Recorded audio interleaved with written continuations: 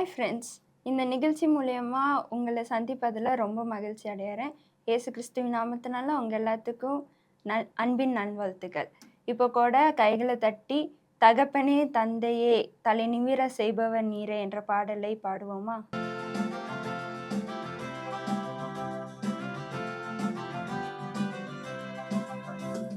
தகப்பனே தந்தையே தலை நிமிர செய்பவர் நீரே, தகப்பனே தந்தையே தலை நிமிர செய்பவர் நீரே, கேடகம் நீரே மகிமையும் நீரே, தலை நிமிர செய்பவர் நீரே, கேடகம் நீரே மகிமையும் நீரே, தலை நிமிர செய்பவர் நீரே, தலை நிமிர செய்பவர் நீரே, தலை நிமிர செய்பவர் நீரே.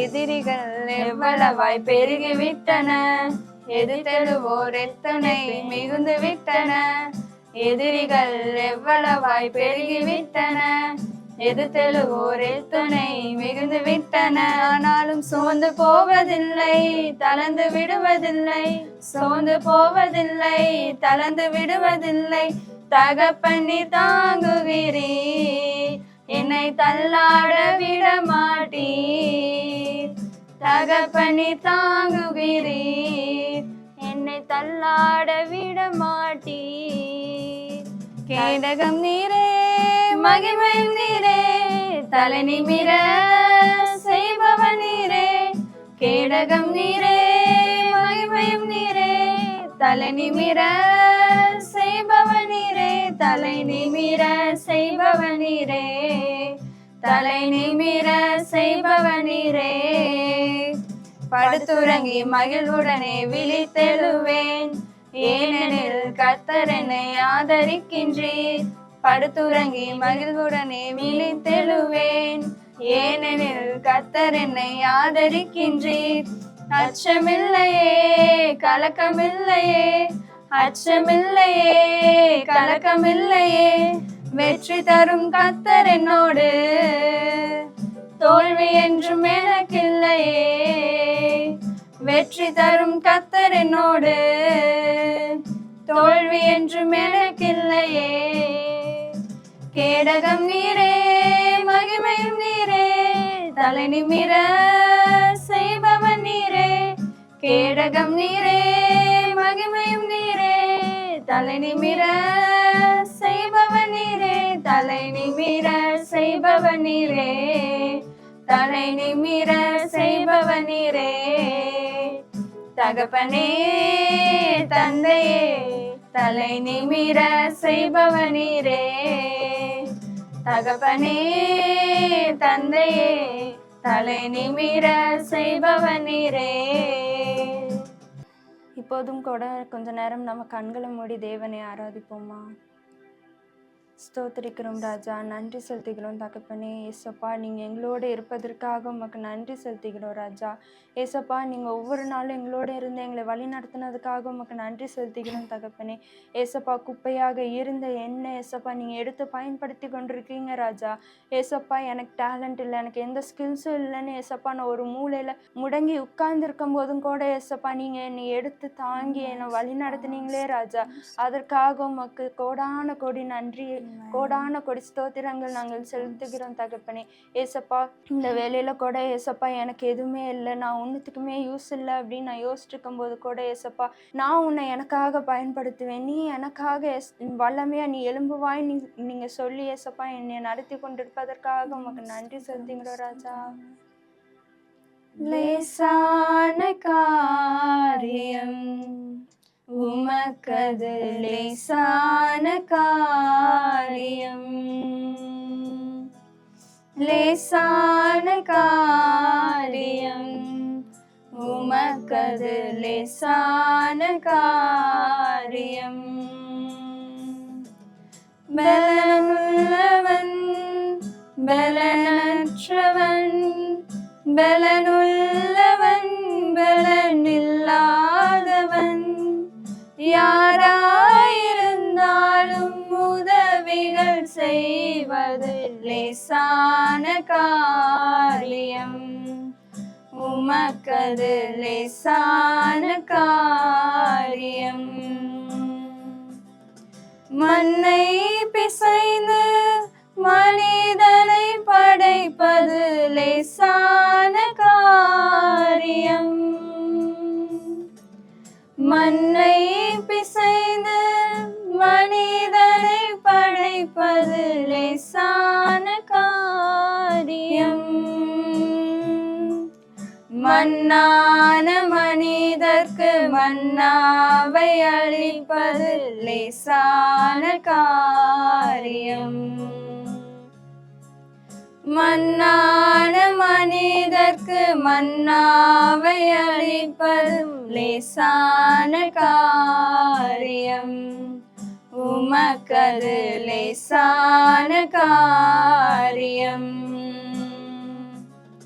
பலனுள்ளவன் பலனற்றவன், பலனுள்ளவன் பலனில்லாதவன், யாராயிருந்தாலும் உதவிகள் செய்வது லேசான காரியம்.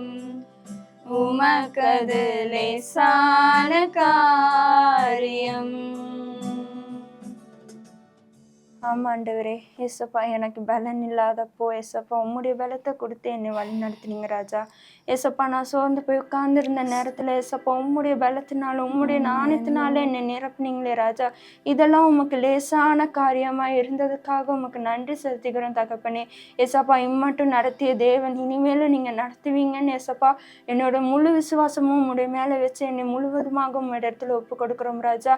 நீங்கள் எங்களை எடுத்து பயன்படுத்துங்க ஏசப்பா. இந்த ஆராதனையில் நீங்கள் மகிமைப்பட்டதுக்காக உமக்கு நன்றி செலுத்தி உண்மை ஆராதிக்கிறோம். இயேசு கிறிஸ்துவின் நாமத்தினால ஜெபிக்கிறோம் நல்ல பிதாவே, ஆமென்.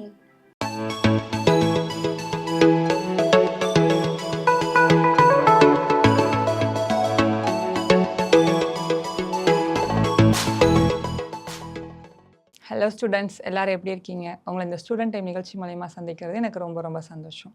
இந்த நாளிலையும் பொறுப்புகளை எடுத்துக்கொள்ளுதல், அதாவது டேக்கிங் ரெஸ்பான்சிபிலிட்டி, அந்த தலைப்பில் நான் உங்ககிட்ட பேச வந்திருக்கிறேன். கவிதா அப்படின்னு சொல்லிட்டு ஒரு சகோதரி இருந்தாங்க. அவங்க டெய்லி காலேஜுக்கு ஒரு பஸ் ஸ்டாண்ட் வழியாக போவாங்க. அந்த பஸ் ஸ்டாப்பில் எப்படி இருக்கும்னா ஒரு பெரிய குப்பை தொட்டி, ஆனால் அந்த குப்பை தொட்டிக்குள்ளே இருக்கிற குப்பையை விட அதை சுற்றி இருக்கிற குப்பைகள் தான் அதிகமாக இருக்குமா.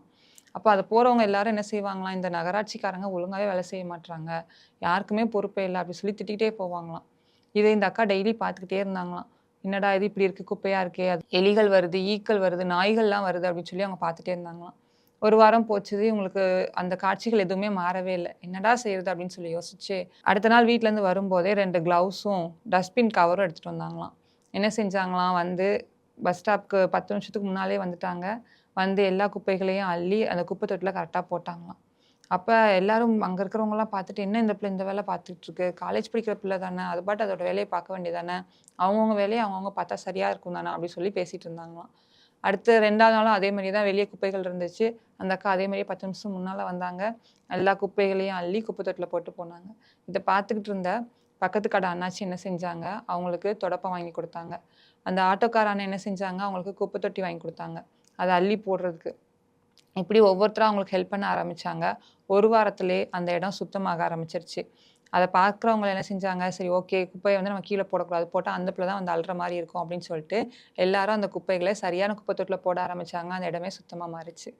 இது எதுக்குக்கா எங்களுக்கு சொல்கிறீங்க, நாங்கள் தொடப்பத்தையும் குப்பை அள்ளுறதை எடுத்துகிட்டு போனால் எங்கள் வீட்டில் எங்களை அடிப்பாங்க நீங்கள் சொல்கிறீங்களா? உங்கள் வீட்டில் நீங்கள் எப்படி இருக்கிறீங்க? உங்கள் வீட்டில் சில பொறுப்புகளை நீங்கள் எடுக்கிறீங்களா? அன்னைக்கு அந்த அக்கா என்ன செஞ்சாங்க, அது நான் நிற்கிற இடம், நான் போகிற இடம், அந்த இடம் சுத்தமாக இருக்கணும்னு நினச்சேன். அந்த அக்கா நான் இதை சுத்தமாக வச்சுக்கணும்னு ஒரு பொறுப்பை கையில் எடுத்தாங்க. அந்த இடம் ஒரு சுத்தமான இடமா மாறிச்சு. அந்த இடத்துல ஒரு மாற்றம் நிகழ்ந்துச்சு. இன்றைக்கி உங்கள் வீட்டில் நீங்கள் எந்த பொறுப்பு எடுக்கிறீங்க? நான் எனக்கா பொறுப்பு இருக்குது, எல்லா கடமைகளையும் செய்கிறதுக்கு எங்கள் அம்மா அப்பா இருக்கிறாங்க நீங்கள் சொல்கிறீங்க அப்படி தானே? அப்படி இல்லைங்க. உங்களுடைய வாழ்க்கையில் நாங்கள் சின்ன பிள்ளைலாம் இருந்தாலும் பரவாயில்ல, சின்ன சின்ன காரியங்களில் நீங்கள் அம்மாவுக்கு உதவி செய்யும்போது, நீங்கள் ஒரு சில வேலைகளை பொறுப்பெடுத்து இதை நான் செய்கிறேமா அவங்களுக்காக நீங்கள் செய்யும்போது அதை ஆண்டவர் கண்டிப்பாக கனப்படுத்துவார். அப்படி நாங்கள் என்னக்கா வேலை செஞ்சிட முடியும், நாங்கள் என்ன சமைக்கவா முடியும் நீங்கள் கேட்குறீங்கல்ல? சமைக்கிறது மட்டும் வேலை இல்லைங்க, சமைக்கிறது மட்டும் பொறுப்பு இல்லை. அவங்களுக்கு சின்ன சின்ன பொறுப்புகள் இருக்கலாம். தூங்கி எந்திரிச்சதுலேருந்து அந்த பெட்டை மடித்து வைக்கிறதா இருக்கட்டும், இல்லை டவலை குளிச்சுட்டு டவலை அப்படியே அங்கங்கே போடாமல் காய போடுறதா இருக்கட்டும், காய போட்ட துணியை மடித்து வைக்கிறதா இருக்கட்டும், அப்படி சின்ன சின்ன வேலைகள் சாயங்காலம் ஸ்கூல்லேருந்து வந்தோடனே டிஃபன் பாக்ஸ் எடுத்து சிங்கில் போடுறதா இருக்கட்டும், எல்லா வேலைகளையும் சின்ன சின்ன வேலைகளை நீங்கள் இது வந்து சின்ன வேலை தான் நீங்கள் நினைக்கிறீங்க. சின்ன சின்ன வேலைகள் நிறைய சேர்ந்து உங்கள் பெற்றோருக்கு அது ஒரு பெரிய பாரமாக இருக்கும். அப்படிப்பட்ட பாரங்களை உங்கள் பெற்றோருக்கு கொடுக்காம சின்ன சின்ன வேலைகளை நீங்கள் செய்ய பழகும்போது, பொறுப்புகளை எடுக்கும்போது, காலையில் எழுந்திரிச்சு உங்கள் அம்மா வேலை செஞ்சுட்டே இருக்கும்போது, அம்மா நான் வாட்டர் பாட்டில் தண்ணி ஃபில் பண்ணுறேம்மான்னு சொல்லி நீங்கள் ஃபில் பண்ணி கொடுத்தீங்கன்னா உங்கள் அம்மாவுக்கு அன்றைக்கி ரொம்ப சந்தோஷமான நாளாக இருக்கும். உங்கள் அம்மா உங்களுக்கு டேஸ்டான சாப்பாடாக செஞ்சு கொடுப்பாங்க. அப்படி என்ன செய்யணும்னா, சின்ன சின்ன வேலைகளை பொறுப்புகளை நீங்கள் எடுத்து செய்யுங்க. ஆண்டவர் உங்களை ஆசீர்வதிப்பார். இதில் என்னக்கா டிப்ஸ் இருக்குது, இதனால் எங்கள் வாழ்க்கைக்கு என்ன இருக்குது அப்படின்னு நீங்கள் கேட்கலாம். வேதத்தில் ஒரு வசனம் இருக்கு, நீங்கள் எதை செய்தாலும் அதை மனுஷர்களுக்கென்று செய்யாமல் கர்த்தருக்கென்றே செய்யுங்கள் என்று. நீங்கள் உங்கள் அம்மாக்காகவோ இல்லை எனக்காகவோ அப்படின்னு சொல்லி நீங்கள் ஒரு வேலையை செய்யறதுக்கு பதிலாக இதை நான் ஏசப்பாக்காக செய்கிறேன், ஏசப்பா என்னை கனப்படுத்துவாங்கன்னு சொல்லி நீங்கள் யோசித்து நீங்கள் அந்த வேலைகளை நீங்கள் செய்யும்போது ஆண்டவர் எல்லாவற்றையும் பார்த்து உங்களை மேன்மைப்படுத்துவார். கொஞ்சத்தில் உண்மையாக இருந்தால் என்ன செய்வாரா, அநேக பேரில் அவனை அதிகாரியாக வைப்பேன்னு சொல்லி நம்ம வேதத்தில் ஒரு வசனம் இருக்குது. சின்ன சின்ன காரியங்களில் நீங்கள் உண்மையாக இருந்து பழகுங்க. பொறுப்பெடுத்து அந்த பொறுப்புகளை நீங்கள் சரியாக திறம்பட நீங்கள் செய்து வரும்போது ஆண்டவர் உங்களை உயரமான ஸ்தலங்களில் வைக்கிறத நீங்களே கண்கூடா பார்ப்பீங்க. ஆண்டவர் உங்களை ஆசீர்வதிப்பார்.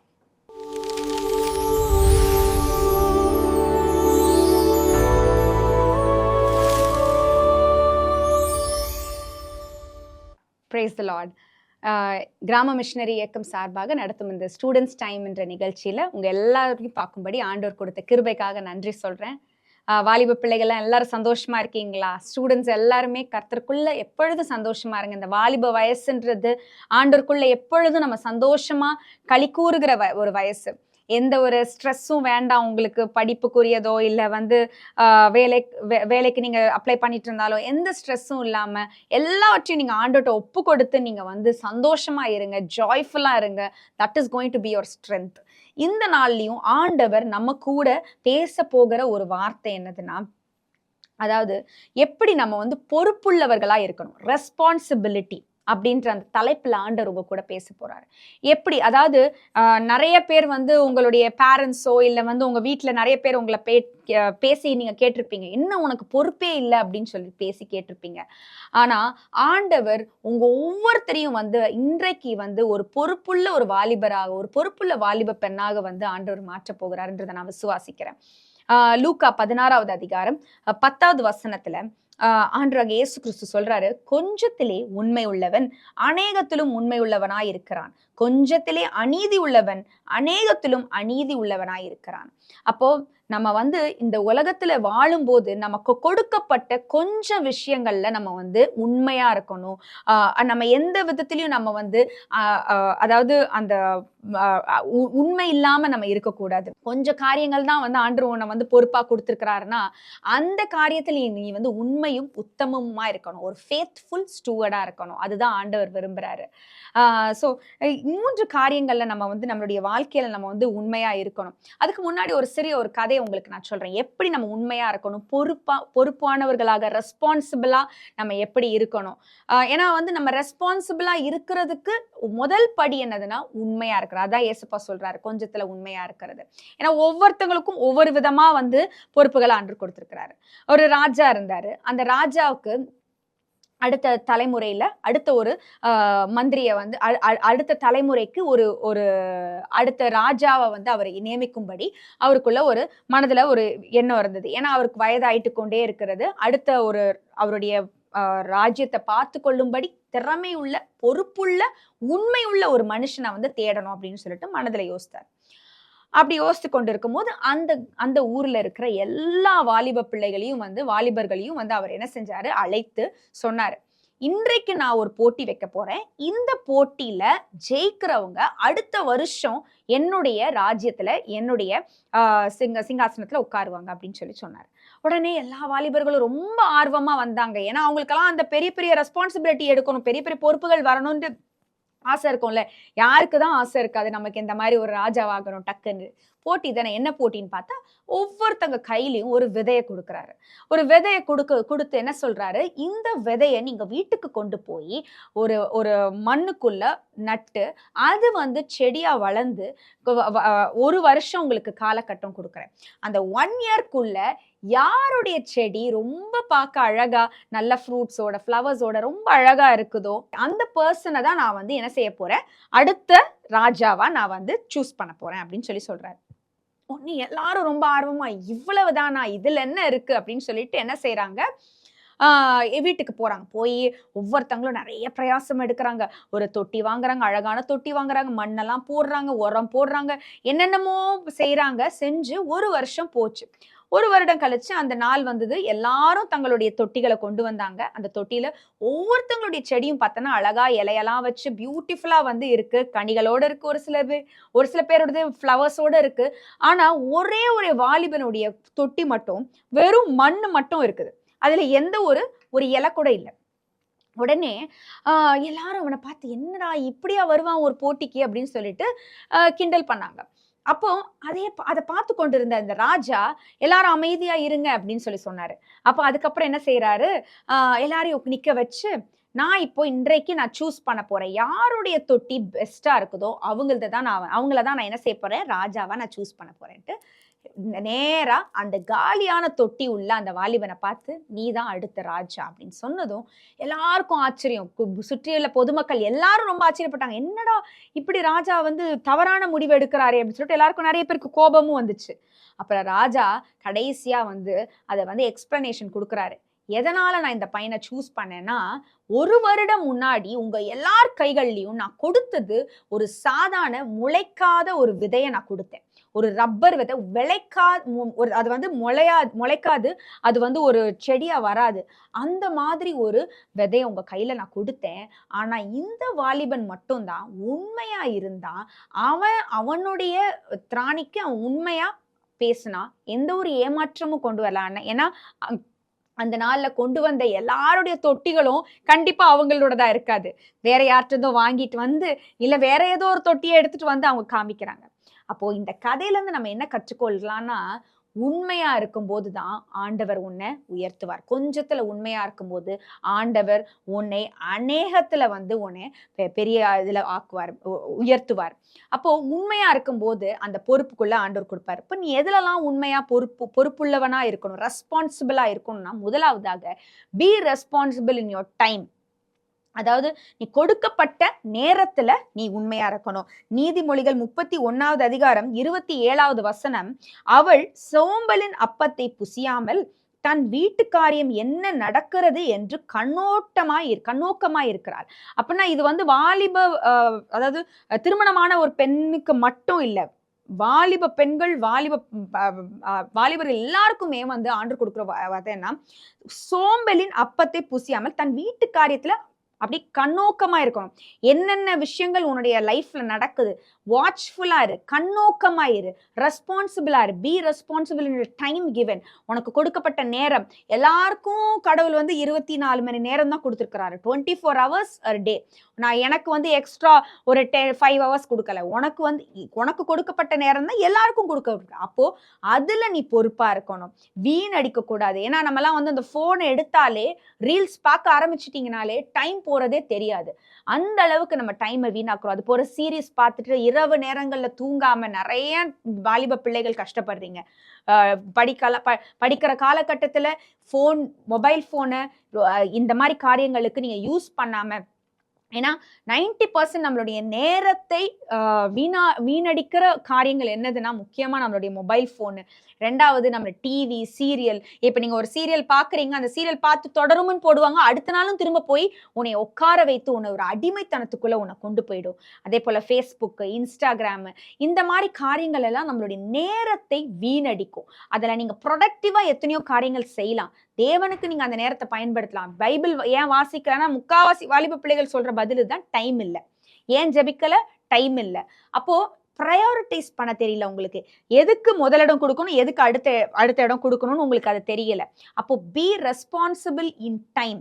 சோம்பேறிகளா இருக்காதீங்க. சோம்பலின் அப்பத்தை, 2 காரியங்கள் நம்ம அந்த வசனத்துல பாக்குறோம். சோம்பலின் அப்பத்தை அவ சாப்பிட மாட்டா, 2வது கண்ணோக்கமா இருப்பா. சோம்பேறினா என்ன, காலையில எந்திரிக்கிறது என்ன டைம்னா 10 o'clock. நோ, கரெக்டா சீக்கிரமாவே எழுந்து வேதத்தை எடுத்து வாசிச்சு ஜெபத்துல உட்காரணும். 2வதாக be responsible in the talent. கடவுள் கொடுத்துருக்கிற அந்த தாளந்துகள்ல நீங்க வந்து எப்படி இருக்கணும்னா ரொம்ப பொறுப்புள்ளவர்களா இருக்கணும். ஆண்டவர் நிறைய தாளந்துகள் ஒவ்வொருத்தவங்களுக்கும் ஒவ்வொரு விதமான தாளந்து கொடுத்துருக்கிறாரு. நம்மளுடைய வாழ்க்கையில வந்து உனக்கு இருக்கிற டேலண்ட் உன் ஃப்ரெண்டுக்கு இருக்காது. நீ நல்லா பாடுவ, ஆனா உன் ஃப்ரெண்டு வந்து நல்ல ஓவியம் வரைவாங்க. அப்போ நீங்க கம்பேர் பண்ணக்கூடாது. கிரேட்ஃபுல்லா இருக்கணும். கடவுள் கொடுத்திருக்கிற அந்த தாளந்த நீ வந்து அதுக்கு நன்றி சொல்லி அதை நீ வந்து பயன்படுத்தணும். பொறுப்பா இருக்கணும். அந்த தாளந்துல நீ வந்து உண்மையா இருக்கணும். ஆண்டவர் கொடுத்திருக்கிற தாளந்துல.